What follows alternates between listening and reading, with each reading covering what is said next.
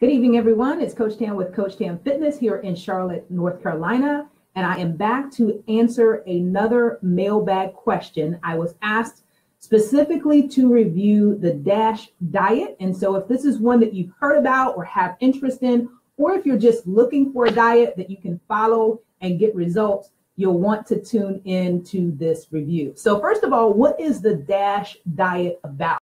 Well, it stands for Dietary Approaches to Stop Hypertension.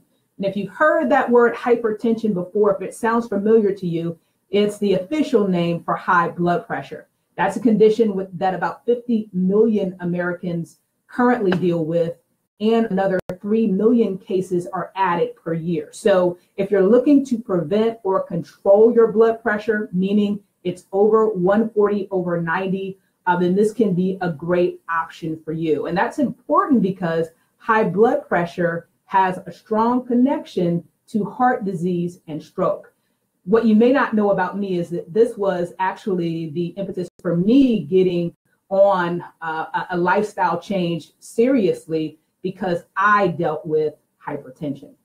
So first of all, or secondly, how does it work? So under this diet, it's pretty similar to a lot of things that you have heard out there. It's all about fiber-filled fruits and vegetables, eating lean meat, fish, and poultry like chicken. You can have nuts and beans on this diet, and you can enjoy dairy as long as you focus on the low-fat option.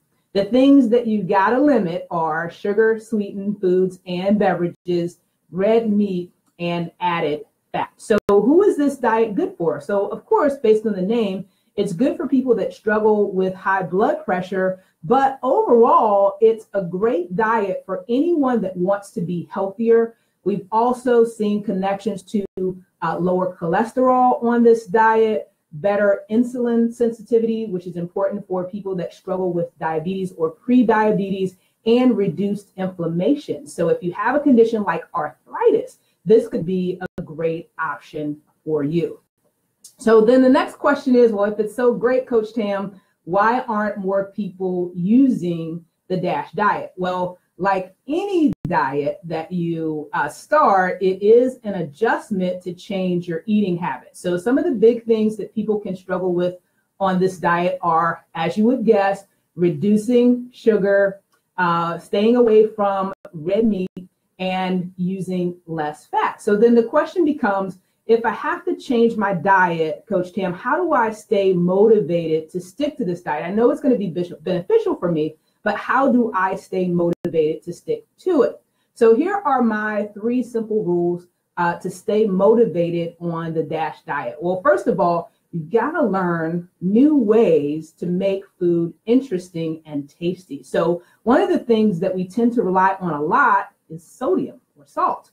But there are other ways to season food. So explore spices like garlic, oregano, all of those spices that you see on the spice aisle. Try some of those out because they allow you to season your food without having to rely on salt. And one of my favorite tricks is to just purchase a jar of salsa.